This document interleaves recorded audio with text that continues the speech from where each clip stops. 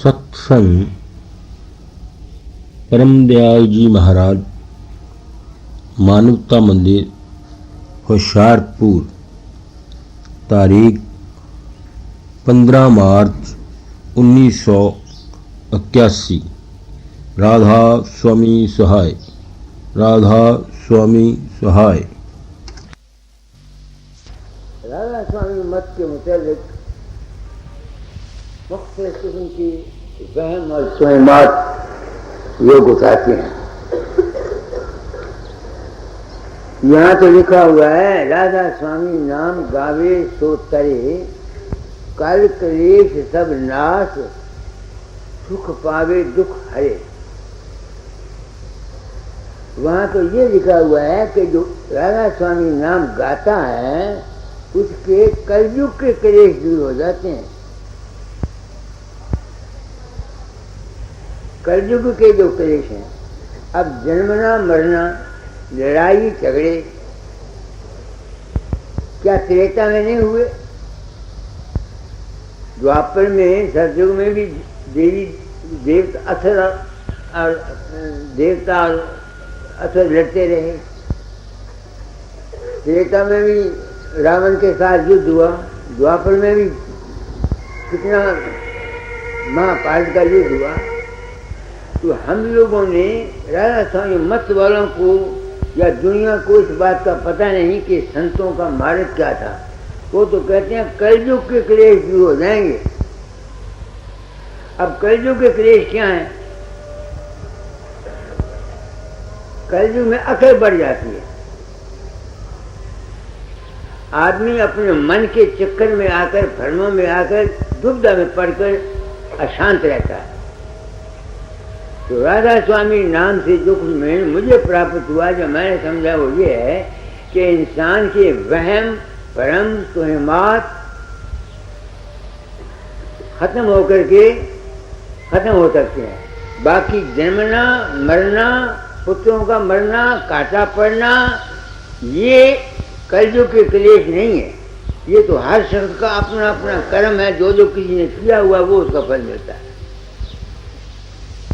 मेरी बात को समझ आए? मैंने क्या कहा है आपको? दुनिया ने राधा स्वामी मत को समझा नहीं, सब पागल हो गए।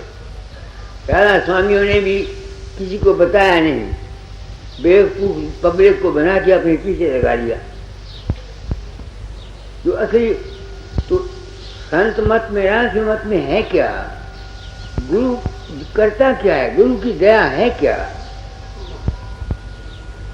वो इंसान की बुद्धि को साफ करके निश्चय आत्मिक बना देता है।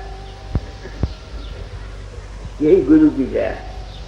इससे ज्यादा जितने इंसान ये समझते हैं गुरु की दया है, ये सब पखंड है, धोखा है, प्रेम है और 420 है। जब दया गुरु की हुई, निश्चय की शक्ति मिल गई, निबलता जाती रही और बल की शक्ति मिल गई। आ गए सत्संग में और संग सत का हो गया। दुर्मति जाती रही, सुमति की शक्ति मिल गई। सत्संग से आदमी को सीधा रास्ता, लाइन ऑफ एक्शन मिल जाता है, उसकी यकीन बुद्धि निश्चयात्मक हो जाती है। यही हिंदू शास्त्र कहते हैं। मैंने ये समझा। अब राधा स्वामी नाम क्या है? हम लोग समझते हैं कि अगर तुम मुंह से राधा स्वामी करते रहोगे तुमको ये चीज मिल जाएगी। नहीं, तुम मुंह से पांच नाम का सिमरन करते रहोगे, मिल जाएगी? नहीं। तुम राम राम जुबान से जपते रहोगे? नहीं।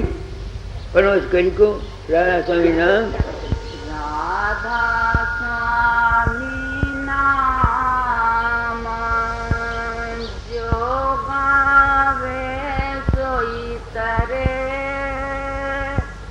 कल कलेश सब नाश हो, सुख पावे सब दुख हरे। अब मैं सोचता हूँ क्या ये ठीक है? आत्मा को पूछता हूँ, अगर तू कोई बात ऐसी कहता है जिसको तूने नहीं आजमाया, तू पथित है, कैसे सुख पावे? जब से राधा स्वामी नाम का मुझे पता लग गया, तो क्या पता लगा मुझे? कि मैं किसी के अंदर नहीं जाता। तो मुझे यकीन हो गया कि जिस तरह लोगों के अंदर मेरा रूप परिवर्तन मैं नहीं होता, वो उनके अपने मन का ही विश्वास और श्रद्धा है। तो मेरे अंदर भी जो कुछ रूप रंग शक्लें बनती थी, वो मेरी समझ में आ गया कि मेरे अपने ही मन की श्रद्धा थी। तो जो कुछ मैं अपने मन के अंदर अपने ख्यालों में दुख या सुख उठाता था, अब वो नहीं उठाता, क्योंकि जब वो ख्याल आता मैं समझता हूँ ये माया है नहीं कल्पना है। क्या कह रहा हूँ, कोई समझने वाला समझे मेरी बात को। तो जो शख्स सिर्फ राधा स्वामी जुबान से करते हैं, ये सिमरन करते हैं, ये ध्यान करते हैं, वो राधा स्वामी नाम की प्राप्ति नहीं है, ये वर्णात्मक नाम है। आगे पढ़ो। ऐसा नाम अपार कोई भेद ना जाने, जो जाने सो पार बहरी न जग में जन्मे। ये वो कहते हैं राधा स्वामी नाम, इसका फेर किसी को नहीं मिलता, और जिसको फेर मिल जाए उसको क्या होता है? वो दोबारा जन्म नहीं लेता। क्या ये ठीक है? मैं अपनी आत्मा से पूछता हूँ। हाँ, कैसे? मैं अब कहाँ पहुंचा? जब से तुम लोगों से पता लगा कि मेरा रूप तुम्हारे अंदर जाता, मैं नहीं जाता, तो जितने मेरे मन के ख्यालात हैं, विचार हैं, सबको मैं छोड़ जाता हूँ। तो आगे है प्रकाश और शब्द, उसमें उस चीज की तलाश करता हूँ जो प्रकाश को देखती है और शब्द को सुनती है। उस अवस्था में जब मैं चला जाता हूँ तो मुझे क्या हो जाता है?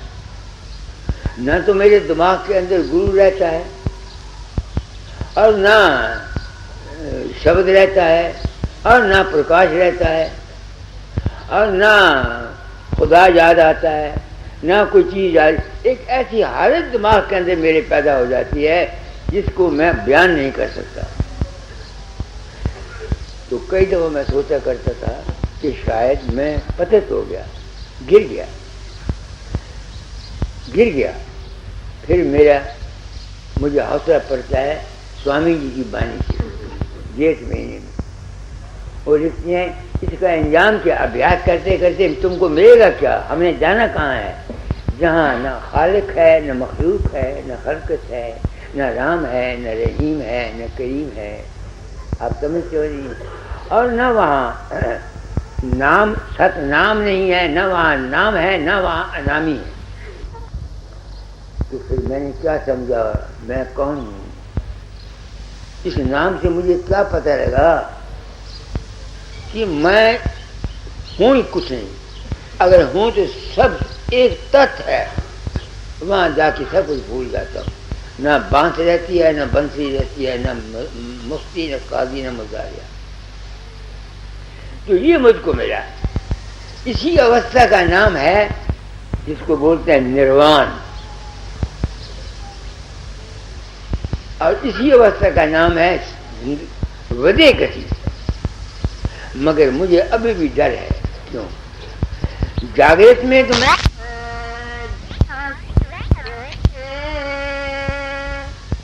यही नाम निज नाम है, माने अपने धर ले। अब देखो, सुख का आदमी चिंता फिक्र में ना आए, एक ये, और फिर दूसरा बार बार जानना नहीं। तो वो तो मैंने आपको बता दिया कि हमारा अंजाम ये है, मगर अभी पता नहीं कि मेरा अंजाम क्या होगा, मुझे पता नहीं। और वो कहते हैं ये नाम है किसका? ये तुम्हारा अपना ही नाम है, यही नाम निज नाम है। क्या नाम है? तुम्हारा सुरत का अपने आप को शब्द में लगा देना, अपने आप में आप ठहर जाना, उस अवस्था का नाम है नाम की प्राप्ति। ये बता देता हूं बात, ये मुझे मिला। मगर दुनिया इस नाम की अधिकारी नहीं है।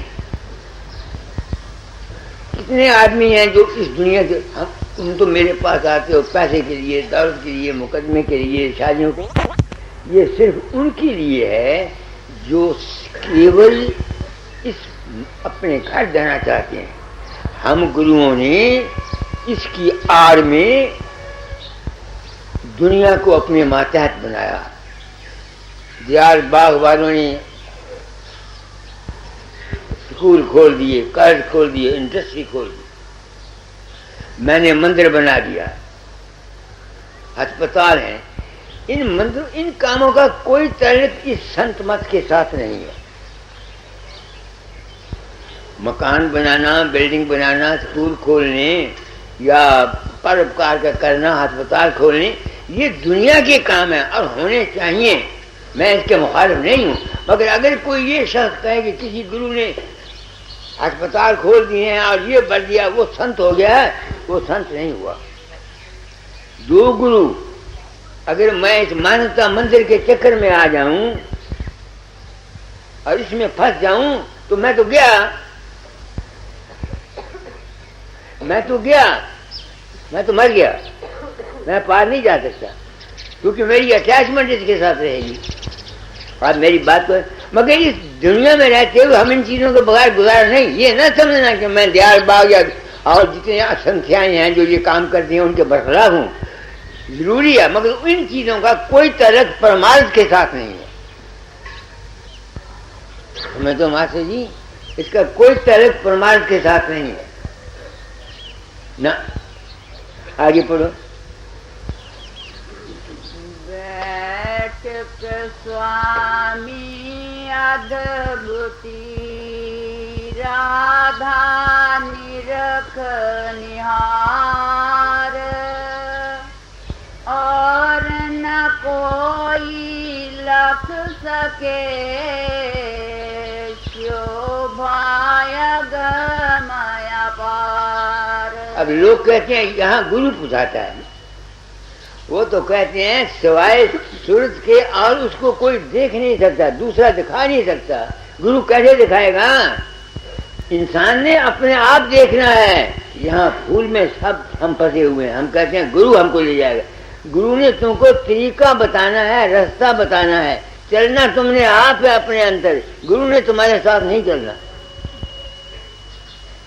क्या काम है? अब देखो, एक आदमी कहता है मेरे अंदर बाबा साहब सिंह प्रकट होता है, एक कहता है मुझे बाबा फकीर लेने के लिए आया, एक कहता है मुझे राम लेने के लिए। अब जो राम लेने के लिए आया, फकीर लेने, वो तो मुझे तजर्बा हो गया ना कि बाहर से कोई नहीं आया, उसका अपना मन था। तो जो आदमी अपने मन के साथ किसी रूप को बनाकर ध्यान करते रहते हैं या विचार करते रहते हैं, वो किसी सूरत में भी अपने निज घर को नहीं जा सकते। क्या कहा मास्टर मोहनलाल? क्यों कि जब वो मरेंगे तो उनके सामने क्या चीज आएगी? राम आ जाएगा, बाबा फकीर आएगा या कुछ और आ जाएगा। वो जो आएगा वो तो उसके अपने मन का बनाया हुआ है, बाहर से तो कोई नहीं आया, इसलिए वो मन के चक्कर से निकला नहीं। उसको हवा का बना। मैं कभी बड़ा करता था स्वामी, भगत उपासक योगी ज्ञानी इन सब चक्कर खाया स्वामी जी की वाणी में। भगत भी, उपासक भी, योगी भी, ज्ञानी भी, इन सब चक्कर खा गए। तो मैं सोचा करता मैं कहाँ फंस गया। हम लोग भक्तों की और इनकी इज्जत करते हैं, ज्ञानियों की, और ये कहते हैं जो इनमें भरा ये चक्कर खा गए। ये तो स्वामी जी ने कहा। अच्छा, दाता दयाल ने एक शब्द में लिखा, नर भूला भूला क्यों फटके। वो कहते हैं योगी ज्ञानी इनके पास तू मत फटके। दाता दयाल लिखते हैं योगी ज्ञानी इनके पास तू मत फटके, तू मंदिर पर नहीं जाएगा। अब तो मेरी चक्कर खाई हुई थी, तो मैं इस महिमा को हल करना चाहता, हल कर लिया। क्या हो गया कि अगर कोई शख्स इस संसार से पार जाना चाहता है तो जब तक वो किसी दूसरे का सहारा पकड़े हुए है, किसी दूसरी चीज का सहारा पकड़ा हुआ है, राम का, कृष्ण का, किसी और का, वो उस आखिरी मंजिल तक नहीं पहुंच सकता, क्योंकि वो डुअलिटी से बाहर नहीं गया, द्वंद से बाहर नहीं गया। इस वास्ते किसको पकड़े? अपने ही आप में, अपने ही जो उसका स्वतः शब्द होता है उसको पकड़े। वो उसका अपना ही नाम है। तुम्हारे अंदर घंटा बजता है, ये तुम्हारा नाम नहीं। ये जिस किस्म की प्रकृति तुम्हारी ये स्थूल मन की है, उनकी वजह से घंटा बजता है। ओंकार बजता है तुम्हारी सूक्ष्म प्रकृति की वजह से। रारंकार सारंकार सब सूक्ष्म प्रकृति की वजह से बनता है। ये जो शब्द है 5 नाम से आगे है, 5 नाम से आगे है, आगे। तो मुझको, मैं तो अब इस नतीजे पर आया कि जो वहां जाना चाहते हैं उनको सेंट्रल कमर्स सिक्योरिटी सुन वगैरह की जरूरत ही नहीं है, मगर ये इन चीजों की जरूरत दुनियादारों के लिए, इस वास्ते आम पीने के लिए 5 नाम की जरूरत है। मगर लोगों ने 5 नाम ये समझा हुआ है भाई 5 नाम को व्यर्थ करते रहो, गायत्री मंत्र कर नहीं। इन दर्जों पर बैठ के अपने आप को वहां ठहराओ और जो उनकी कैफियत है उनकी कैफियत को तुम हासिल करो। ये है साधन का मतलब। हम लोग तो राम राम राम राम 5 नाम वाले सिर्फ 5 नाम ही रटते रहते हैं, राधा स्वामी वाले सिर्फ राधा स्वामी करते रहते हैं, उसका कोई फायदा नहीं। ये नहीं कि बिल्कुल उसका फायदा है, मगर पूरा फायदा नहीं। परवश करी को क्या है? स्वामी अद्भुती राधा निरख निहार, और न कोई लख सके शोभाया गमया पार। बाहर के गुरु ने तुमको सिर्फ मन के दर्जे से गुजार देना है, आगे तुमने अपने आप जाना है, अपने आप को आप फैलाना है आगे। गुप्त रूप ये जहाँ धारिया राधा स्वामी नाम, बिना मेहर नहीं पावई जहाँ कोई विश्राम। गुप्त रूप जो ये कहता है कि मेरे अंदर प्रकाश हुआ, वो प्रकाश स्वामी है, क्या वो गुप्त है? उसके अंदर शब्द हुआ, क्या वो शब्द गुप्त है? सोचने की बात है, बड़ी सूक्ष्म बात है महात्मा। वो तुम्हारा अपनी जात है, जहाँ ना प्रकाश है ना शब्द है, वो गुप्त रूप है तुम्हारा। उसको हासिल कर, वो हमारी जात है, हम वहां से सब आए हैं और वहीं चले जाना। समुद्र का पानी है, उसमें हिलोर हुई, बुलबुले बन गई, लहरें बन गई, फिर मुड़ के कहाँ गए? इसलिए हम सब उस देश से आते हैं, उसी में चले जाते हैं।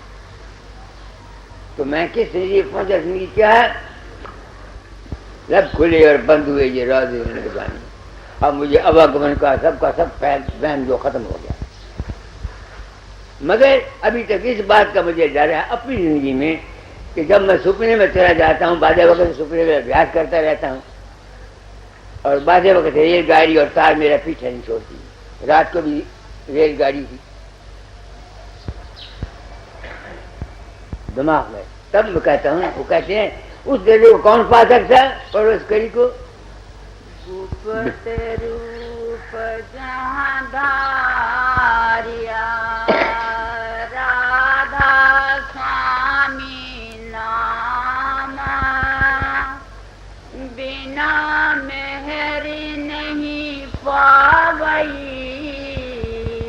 जहाँ कोई विश्राम। अपनी जिंदगी की तरह पर कहता हूँ, कितना जोर लगाया मैंने कि इन सपनों से ऊपर चला जाऊं, मेरे बस में। तो फिर मैं क्या समझा? सब उसकी, जिस पर उसकी मेहरबानी होती है वो इस तरफ आता है। अपनी कोशिश, अपनी मेहनत कोई जाएगा नहीं जा सकता। इस तजर्बे के बाद में क्या हो गया? मैं शरणागत हो गया। कोई दाता मैंने पता नहीं, जिस पास तेरी मर्जी ले जा। क्योंकि मेरा कर्म था बयान करने का, ये बयान जो मैं करता हूँ ये भी मैं समझता हूँ मेरा बकवास है और फजूल है। शरणागतम, जहाँ आके मुझे शांति मिली। खबर ही मेरा क्या अंजाम होगा आगे। आगे है बल्कि सुनाई सब चलने आई।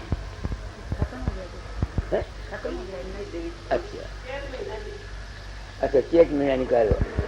अब ये नया साल 1 महीना आपको मुबारक हो।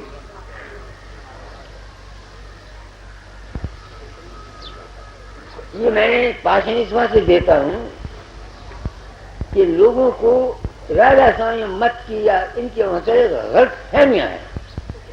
यही कुछ सनातन धर्म में है। वो कहते हैं सच को असत ने ढक रखा था। उपनिषदों को देखो,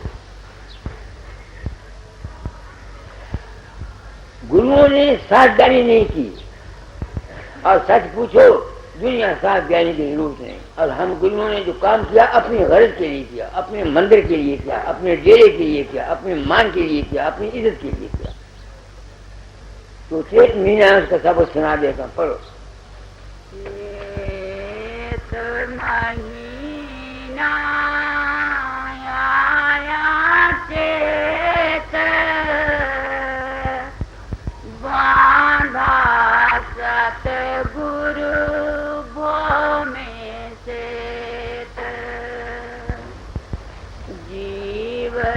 ताए जो थे बार भव सागर से कीने पार। अब भव सागर क्या है? जिंदगी का नाम भव सागर है। जितने ख्यालात, तखलियात, जिस्मानी एहसासात, मन के ख्यालात, आत्मा के सब ख्यालात है, ये सब भव सागर है। और हम इस भवसागर में रहते हुए दुख से उतरते हैं। लोग कई कहते हैं आत्मा लाफानी है। मैं नहीं कहता कि वो गलत कहते हैं। अगर भाई आत्मा लाफानी है तो आत्मा तो जन्मता मरता रहेगा, आता रहेगा। तो अगर वो लाफानी हुआ तो वो दुख सुख तो बचा ना, कभी इस चोले में कभी दूसरे चोले में। ये ऐसे मामले इसको मेरे दिमाग हल नहीं कर सकता।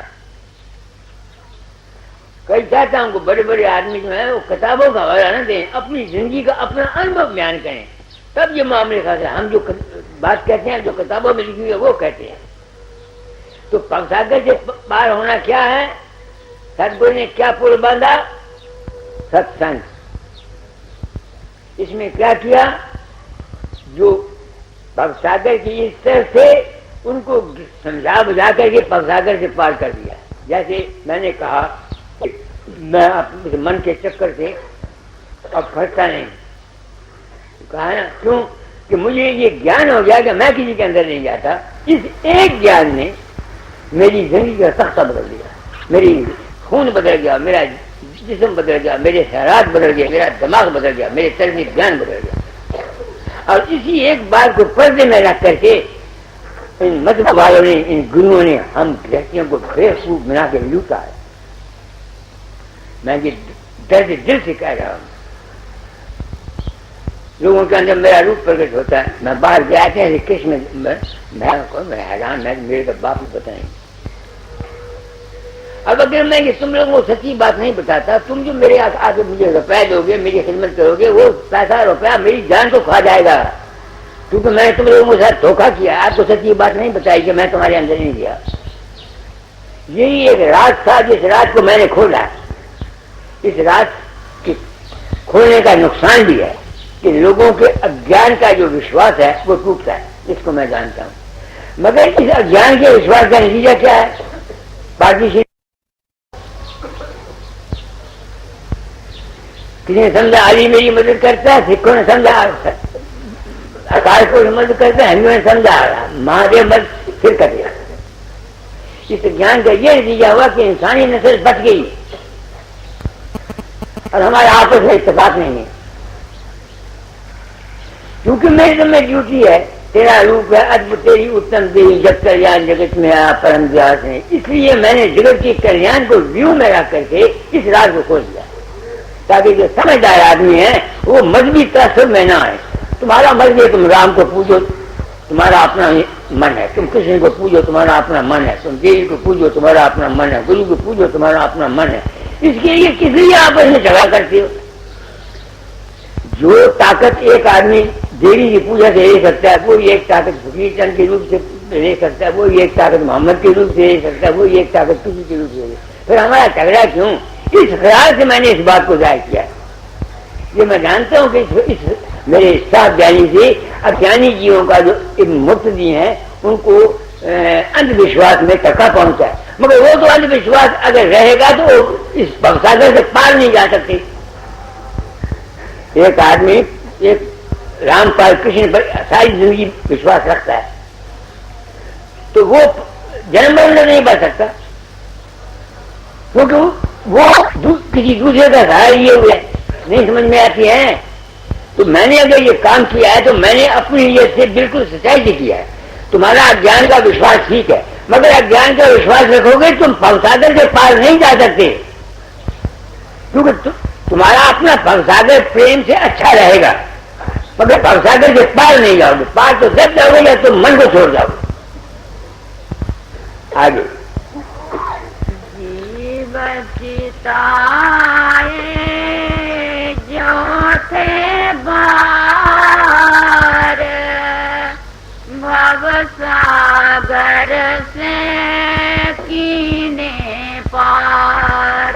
कैसे भवसागर के पार किए मैंने आपको बता दिया। ये पता ही समझदार किस तरह भवसागर की दुनिया को पार करते हैं, संत कैसे पार करते हैं मुझे नहीं पता।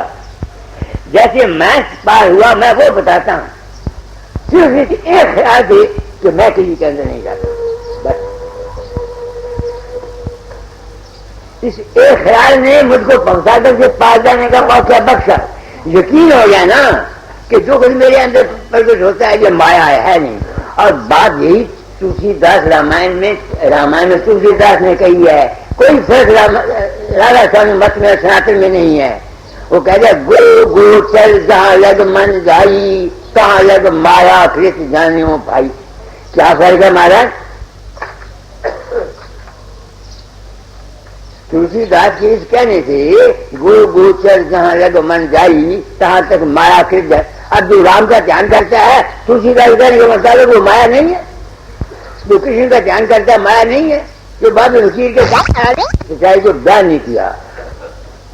हैरान होता हूँ मैं, कोई फर्क नहीं समझता सनातन धर्म में। मैंने सनातन धर्म का राम सनातन छोड़ दिया, मानव धर्म रख लिया। आगे सागर अति गहर गंभीर सतगुरु पूरे बांधी भी। भवसागर कितना बड़ा है? जिस्मानी एहसास भवसागर, मानसिक तमाम एहसास भवसागर, आत्मक जितने खुशी सब भवसागर है। उसमें क्या है, पूरे गुरु ने धीरे दिया, हौसला दिया, फिर चल तेन पार कर देगा, चल आगे। तन मन धन ये ले जगात शीश उतारे बही कर हाथ। तन मन धन की जुगात गुरु लेता है। दुनिया ने ये मशहूर चुंगी जुगात करे, चुंगी को किसी शहर जाना हो तो चुंगी मंगे तीस वर्ष से जाने वास्ते तन मन धन गुरु लेना है। दुनिया ने ये समझा हुआ कि तन से गुरु की सेवा करते रहो, मन से गुरु के धन बाबा नानक, धन बाबा फकीर, धन राधा स्वामी करते रहो, धन गुरु के काल पर पढ़ते रहो। दुनिया ने यह समझा हुआ है। गलत। तन मन धन की जुगात के मैंने क्या है कि इंसान सत्संग में बैठकर बात को समझे और उसको ये यकीन गुरु करा दे कि बेवकूफ फकीर चंद तू जिस्म नहीं है,